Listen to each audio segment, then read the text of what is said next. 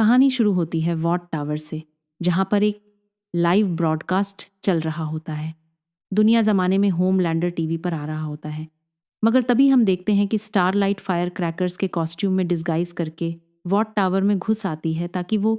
Broadcast signal को interrupt कर सके, जहाँ उसे यह करते हुए ब्लैक नॉयर देख लेता है। यहाँ पर स्टारलाइट की एक बंदा मदद भी कर रहा होता है, जो कि एक्चुअली कंप्यूटर पर लगा होता है ब्रॉडकास्ट को इंटरप्ट करने के लिए।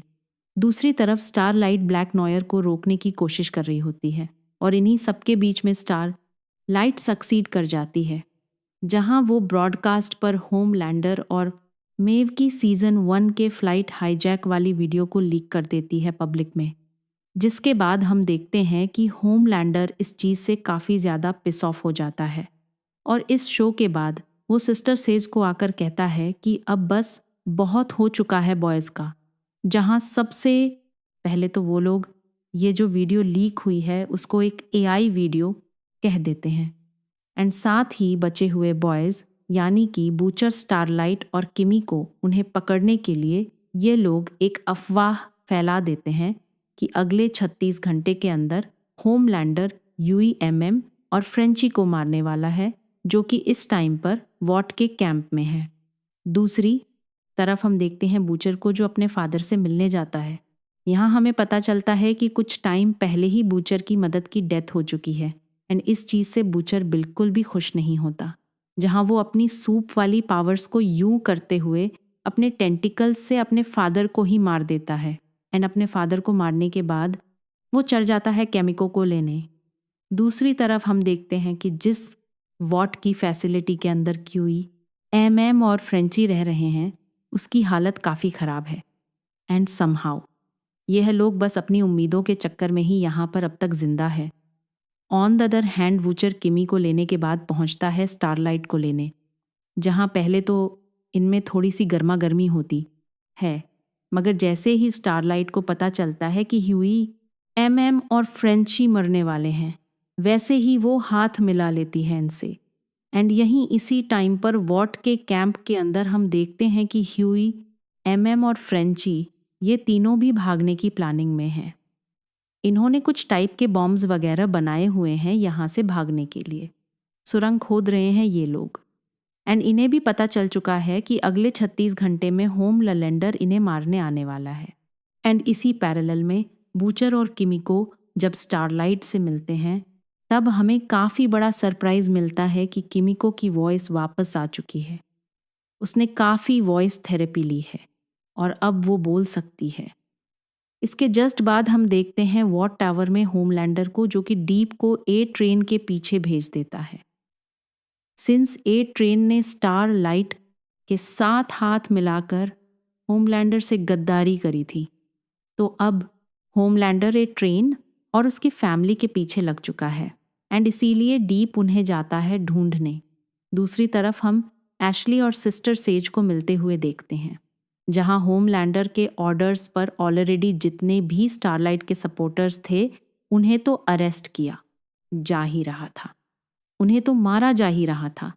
मगर अब इंटरनेट पे अगर कोई मीम भी बना रहा है होमलैंडर पे, तो होमलैंडर चाहता है कि उन्हें भी मार दिया जाए, एंड इस बात को लेकर एशली बिल्कुल भी खुश नहीं होती, एंड इसी वजह से वो ये बात सिस्टर सेज से करने जाती है। मगर सिंस सिस्टर सेज अपनी पावर्स एंजॉय कर रही है होमलैंडर के अंडर काम करके, तो इसलिए वो इस चीज़ को बिल्कुल भी अपोज नहीं करती। दूसरी तरफ हम देखते हैं कि बूचर जाता है उसी फिल्म मेकर से मिलने, जो कि पास्ट में वॉट की कई सारी फिल्म्स बनाया करता था। इसे हमने सीजन 2 और 3 में मल्टीपल टाइम्स देखा है, जहां हमें पता चलता है कि एक एक्स सूप हुआ करता था, एंड अब बूचर इससे मदद मांगता है, जहां इसकी पावर्स हैं कि यह गड्ढे खोद सकता है, एंड इसे इस्तेमाल करेगा बूचर वॉट की फैसिलिटी में एंटर करने के लिए। यहीं दूसरी तरफ हम देखते हैं वॉट के कैंप के बेसमेंट में, जहाँ से सुरंग खोद रहे हैं फ्रेंची, MM और UE। वहाँ पर फ्रेंची को बॉम्ब बनाने के लिए थोड़े रेजिन की कमी पड़ रही होती है, इसलिए वो UE को ऊपर भेजता है कैंप में छुपाया हुआ रेजिन लाने के लिए। एंड जब UE एंटर करता है अपने कैंप को, तब उसे देखता है कि सारे के सारे लोग मारे जा चुके हैं कैंप में, एंड वहाँ पर होमलैंडर बैठा हुआ है, ऑन द अदर हैंड हम देखते हैं ए ट्रेन और उसकी फैमिली को, जहां वो लोग दूर दराज के किसी इलाके में छुपकर रह रहे होते हैं होमलैंडर से। वहां आ जाता है डीप ओमलैंडर के कहने पर ए ट्रेन की फैमिली को ढूंढते हुए, मगर टाइम रहते ए ट्रेन अपनी पूरी फैमिली को उस जगह से निकाल देता है। एक उस जगह को इवाकुएट कर देता है, जिससे कि डीप के हाथों मरने से ए ट्रेन की फैमिली बच जाती है। फॉर नाउ आगे हम देखते हैं बुचर स्टारलाइट और किमिको उस फिल्म मेकर के साथ पहुंचते हैं वॉट के कैंप के बाहर, जहां पर वो जो एक सूप होता है, यानी कि फिल्म मेकर वो गड्ढा खोदना शुरू करता है एंड उसी गड्ढे के थ्रू होते हुए ये लोग वॉट के कैंप के अंदर एंटर करते हैं, जहां उन्हें दिखता है कि होमलैंडर ने एमएम फ्रेंची और ह्यूई को ऑलरेडी पकड़ के रखा हुआ है। एंड जिस टाइम पर होमलैंडर गिमी एंड बूचर को ऑलमोस्ट मारने ही वाला था, उस टाइम पर स्टारलाइट एक बहुत ही एक्सट्रीम एनर्जी बीम ब्लास्ट करती है, जिस वजह से कुछ देर के लिए सारे लोग अंधे हो जाते हैं एंड वॉट के कैंप के डोर्स भी टूट जाते हैं, जिसके बाद सारे लोग यहाँ से भाग रहे होते हैं। मगर तभी होमलैंडर के हाथों ह्यूई चढ़ जाता है। हैंड पहले स्टारलाइट फ्रेंची को बचाती है, सिंस अब स्टारलाइट भी क्वीन मेव की तरह बन चुकी है एकदम, एंड इसीलिए फ्रेंची को बचाना ज़रूरी था, क्योंकि फ्रेंची वह इंसान है जो होमलैंडर को मारने के लिए वायरस या फिर वेपन बना सकता है। एंड बुचर के कहने पर सबसे पांड पहले स्टारलाइट फ्रेंची को ही बचाती है। मगर दूसरी तरफ होमलैंडर जब यूई को ऑलमोस्ट मारने ही वाला होता है अपनी एनर्जी बीम से, उस टाइम पर हम देखते हैं कि वहाँ आ जाता है ए ट्रेन। अब बेसिकली इस मिशन पर आने से कुछ टाइम पहले ही स्टारलाइट ने ए ट्रेन से मदद मांगी थी कि वो लोग इनकी मदद करें, मगर उस टाइम पर तो एट ट्रेन ने मना कर दिया था। बट बाद में out of guild A train आया एंड उसने ह्यूई को बचा लिया, जो काइंड ऑफ सेटल कर देता है जो ए ट्रेन ने करा था। सीजन 1 में रॉबिन के साथ, यानी कि ह्यूई की गर्लफ्रेंड के साथ एनीवेज ए ट्रेन की ह्यूई को बचाने के बाद बाकी सारे लोग तो भाग जाते हैं, मगर होमलैंडर ए ट्रेन के पीछे पड़ जाता है। इन दोनों की एक काफ़ी लंबी दौड़ चलती है, जिसके एंड में होमलैंडर फाइनली ए ट्रेन को पकड़ लेता है एंड लास्ट में इस एपिसोड के होमलैंडर ए ट्रेन की गुद्दी चटका देता है एंड ए ट्रेन की यहीं पर डेथ हो जाती है। ये एपिसोड 2 शुरू होता है वॉट टावर से, जहाँ पर एक्चुअली एक पब्लिक फ्यूनरल चल रहा होता है ए ट्रेन का। इस फ्यूनरल को कंडक्ट कर रहे हैं एक फादर, जो कि और कोई नहीं बल्कि एशली, जो कि अब यूएस की वाइस प्रेसिडेंट है एंड ये आदमी एशली का ही पति है। जहाँ इस पब्लिक सेरेमनी में यह कहा जाता है कि ए ट्रेन को और किसी ने नहीं बल्कि स्टारलाइट ने मारा है, जो कि बेसिकली पब्लिक के दिमाग में एक कंस्पिरेसी भर रहे हैं कि एक्चुअली स्टारलाइट ने मारा है, ना कि होमलैंडर ने। आगे हम देखते हैं कि हमारे जितने भी बॉयज़ हैं वह सारे के सारे लोग पहुंच जाते हैं अपने नए बेस पे, जो कि है एरिक काउंट में, जहां हम मिलते हैं समीर से, जो हमें पिछले सीजन्स में भी दिख चुका है, जो कि पिछले काफ़ी टाइम से बुच के साथ मिलकर सूप्स को मारने के लिए एक वायरस पे काम कर रहा था, जो कि फाइनली अब बन चुका है। एंड उसी की टेस्टिंग के लिए अब हमारे जितने भी बॉयज़ हैं उन सबको नियर बाय एक छोटी सी यूनिवर्सिटी पे रेड करनी है, जहाँ पर कई सारे 3 सुपर हीरोज़ और उनके साथ ही दी बॉयज़ का जो मेन टारगेट है, यानी कि रॉक सॉलिड, जो कि एक सूप है, उसे इस वायरस से मारना, उस पे इस वायरस को टेस्ट करना, सिंस रॉक सॉलिड भी होमलैंडर जितना ही स्ट्रांग है। यहीं दूसरी तरफ हम देखते हैं कि होमलैंडर के घर पे उसने सोल्जर बॉय को एक फ्रीजिंग चैम्बर के अंदर रखा हुआ है एंड वो टाइम टू टाइम उसे देखता रहता है एंड सिंस होमलैंडर उसका बाप है, इसी वजह से होमलैंडर इमोशनल होके कहीं ना कहीं एंड एक अपनी चाल के लिए भी फाइनली सोल्जर बॉय को उस फ्रीजिंग चैम्बर के अंदर से निकाल देता है। दूसरी तरफ हम देखते हैं जिस यूनिवर्सिटी पे दी बॉयज़ अटैक करने वाले हैं, उसके अंदर से जितने भी सूप टीनेजर्स हैं वो सब अपनी पेट्रोलिंग एंड अपने कामों से बाहर निकल जाते हैं, जिसके बाद ये लोग मौका देखकर अंदर घुसना शुरू करते हैं एंड अंदर जाके इनको दिखता है कि जिस सूप को यानी कि रॉक सॉलिड को ये लोग यहाँ मारने आए हैं वो काफ़ी बुरी हालत में है। एंड इवन वो खुद से बात भी नहीं कर पा रहा होता है, वो एक मशीन से बात कर रहा होता है। दूसरी तरफ सोल्जर बॉय नींद से उठता है एंड यहाँ पर होमलैंडर सोल्जर बॉय को काफ़ी अच्छे से मैनिपुलेट करता है बूचर के अगेंस्ट। यहाँ वो कहता है कि बूचर ने तुम्हें धोखा दिया है और तुम मेरे साथ काम करो तो तुम्हें मैं 7 में वापस जगह दे दूंगा। एंड काफ़ी मैनिपुलेशन के बाद सोल्जर बॉय मान भी जाता है। दूसरी तरफ हम देखते हैं कि दी बर्स्ट डिसाइड करते हैं कि उन्हें यह एक्सपेरिमेंट किसी भी हाल में करना ही है रॉक सॉलिड पर। इसी वजह से वो लोग अपनी तैयारी शुरू कर देते हैं। एंड यहाँ पर बूचर, केमिको एंड ह्यूई उस वायरस को लाने उनके बेस की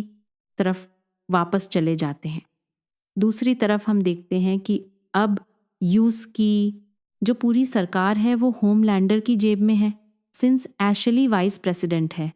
एंड जो प्रेसिडेंट है वो दोनों ही होमलैंडर के लिए काम कर रहे हैं, जहां होमलैंडर सोल्जर बॉय को आकर सबसे मिलवाता है एंड इवन अपनी पावर्स का शक्ति प्रदर्शन करने के लिए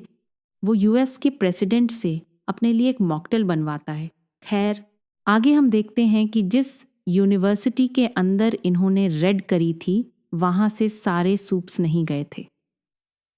एक लड़की जिसकी पावर से क्रॉस को कंट्रोल करना काइंड ऑफ वो उसी यूनिवर्सिटी के अंदर ही रुकी हुई थी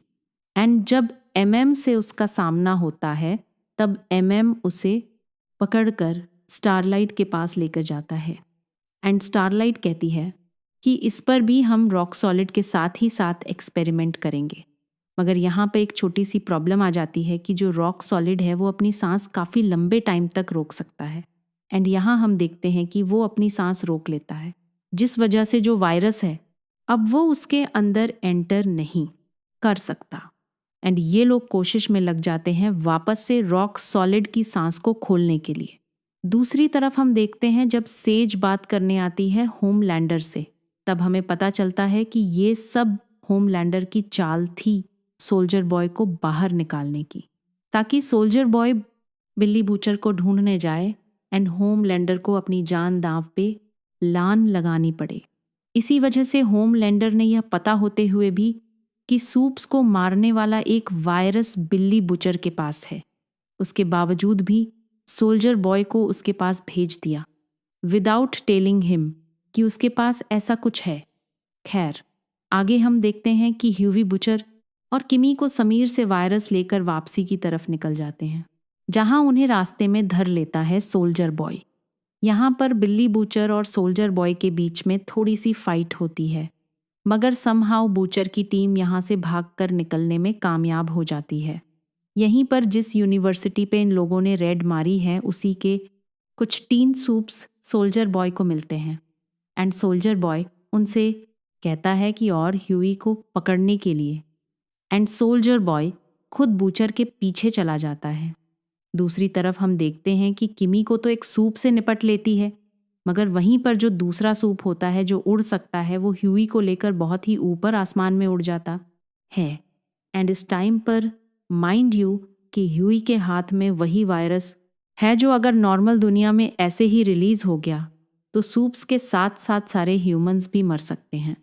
जहां वो ह्यूई को बहुत ही ऊंचाई से नीचे फेंक देता है।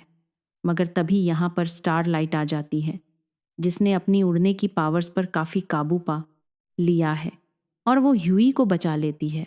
यहीं पर बूचर का पीछा करते करते सोल्जर बॉय पहुंच जाता है उसी यूनिवर्सिटी के अंदर जहां पर रॉक सॉलिड के ऊपर एक्सपेरिमेंट किया जाने वाला था एंड यहाँ पर ह्यूई और किमी को भी पहुंच जाते हैं, जहां पर सोल्जर बॉय ह्यूई को धर लेता है। मगर एंड टाइम पर जितने भी बाकी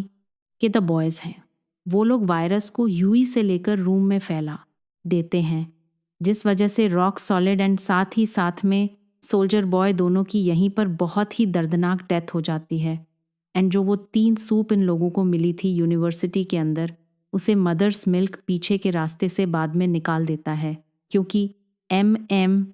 को उस लड़की पर दया आ गई थी, वो उसकी जान नहीं लेना चाहता था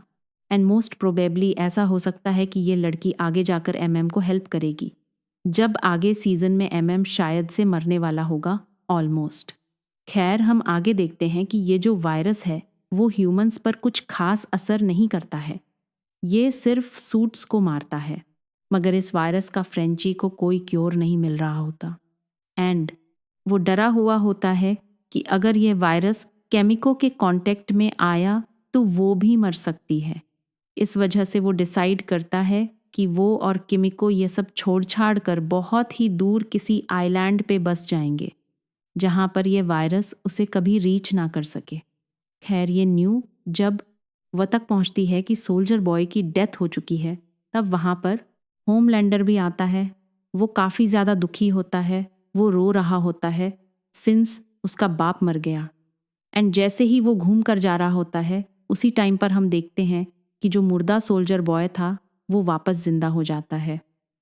एंड इसका क्लियरली मतलब है कि ये जो वायरस बुली बूचर ने बनाया है वो इतना कैपेबल नहीं है कि वो